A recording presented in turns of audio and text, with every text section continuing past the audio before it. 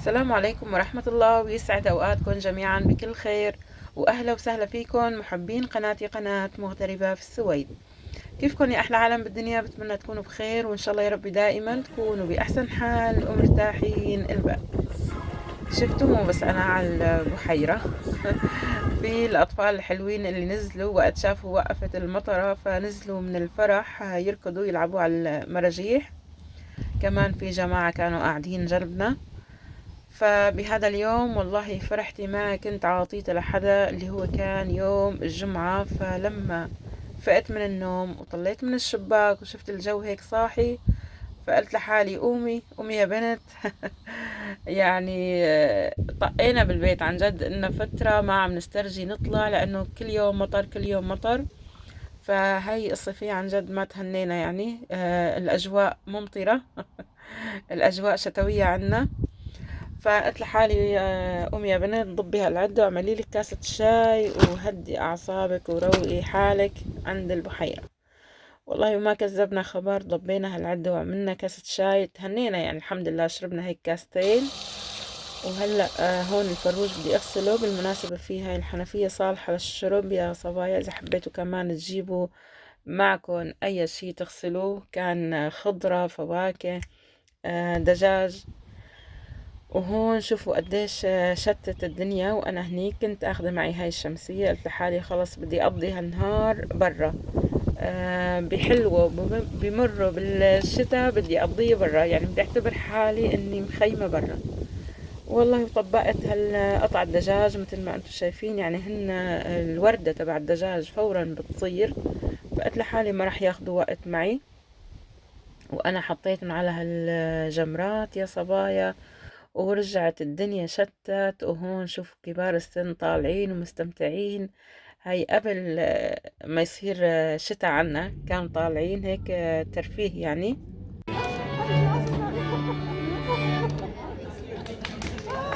سافي سافي.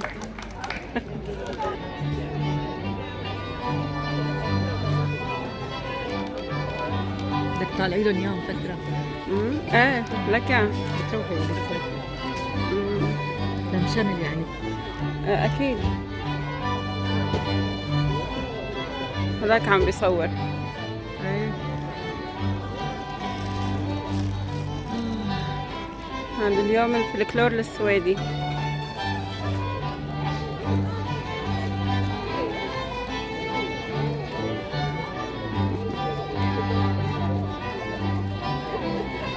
الله يعيننا، انا ردت اولادي الساعة يكونوا اصغر شي ما افكر بزواجهم. أمم، ناخذ لقطة هون. والله كثير حلو طريقة تلفون التصوير، واضح.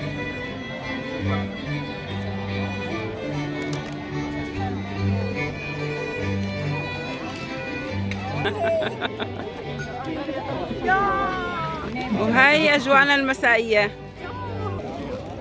وهي طلعت لكم مريم القمر اليوم. سلمي على المتابعين. علي صوتك ما سمعوكي. مرحبا كيفكم؟ شوفوا ما شاء الله، هاي الفليفلة للبيع ب59 كرون. هاي الأجواء المسائية اليوم عنا بالمنطقة. شوفوا هذا الفطر.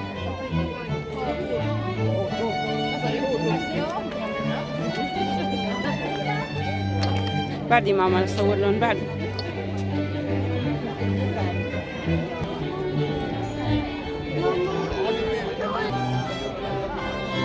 مستمتعين.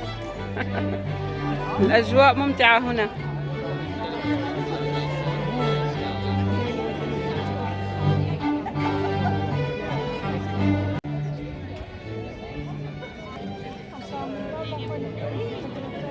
حنين عجبك هذا الدبدوب مريم؟ عجبك؟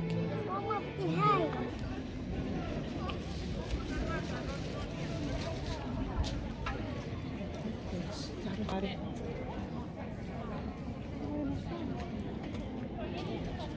الدبدوب 300. الحقوا حالكم يا بلاش.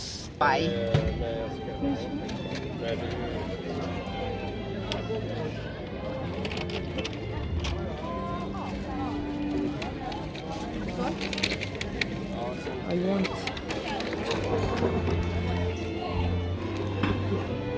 اشتري لعبة. هدول البرادي مم. اشتري لك اياهم. آه. يا عيني شو حلوين. وأنا كمان بدي قصة أقرأ فيها.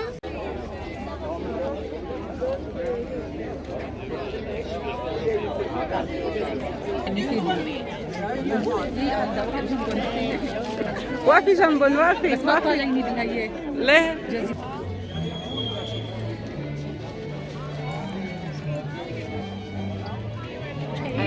هاي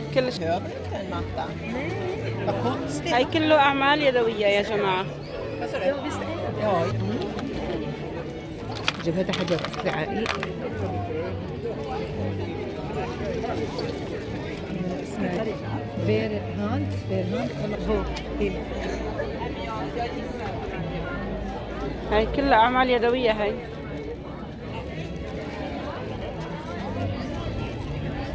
في فيو عسل أبيض. هاي ليش هذا من مشتقات العسل للبشرة للإيدين، تدهنوا دهن. وحبيت أشارك معكم هاي اللقطات اللي صارت عنا بالمنطقة، هاي الأجواء المسائية طبعا قبل الشتاء هذا الحكي. فأكيد لاحظتوا معظم يعني البياعين هن كبار السن، وحتى الزبائن كمان من كبار السن، لأنه هذا بيعملوه كأنشطة لإلهم، يعني إنه أنشطة ترفيهية يعني. كمان كبار السن هن بيشتغلوا يعني أعمال يدوية مثل ما شفتوا، يعني في ناس مشتغلة بالصوف. فحبيت كمان تاخدوا أفكار، خذي فكرة يا مهندسة خلود، شفتي المخدات كيف عاملينهم. فهيك يعني هن كل فترة بيجيبوا كبار السن يعني يعملوا لهم هاي الأنشطة. في كتير أعمال يدوية كانوا مشتغلين فيها مثل الأخشاب، شغل الصوف، الدباديب كمان هدول اللي عاملينهم كمان شغل يدوي. وهون أول ما بلشت الصيفية عنا جيت هون على هذا المكان حتى صوره لصديقتي كانت هون ساكنة وسافرت هي. فراجعي ذكرياتك يا سوسو. شوفوا هون العشب كان من شدة الحر والشوب كان كتير يابس، لكن هلأ بوقتنا الحالي أمطار، وكل أوروبا يعني هلأ أمطار. يعني في إلنا قرايب عم نحكي معاهم بكندا بالنمسا، فعم بيقولوا لنا يعني أمطار كمان عندهم، بريطانيا كمان.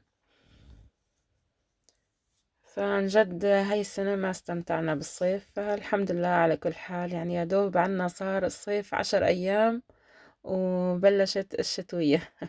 فمشان هيك عن جد أغلب الناس حست بالكآبة أو شعرت بالكآبة، لأنه نحن كنا يعني مو مصدقين على الله إمتى هيك تصيف الدنيا. فلما دخلنا بالصيف ما استمتعنا يعني، والناس آخذين إجازة وبدهم، وفي منهم سافروا وفي منهم قضوها كمان بنفس البلد وما تهنوا. فهاي هي الأجواء. يعني هذا الفيديو كان مختلف، هو مصور يعني بأجواء الصيف وأجواء الشتاء. وبتمنى يكون عجبكم هذا الفيديو. سيليكون. ليش سافرتوا لوين سافروا؟ على بريطانيا؟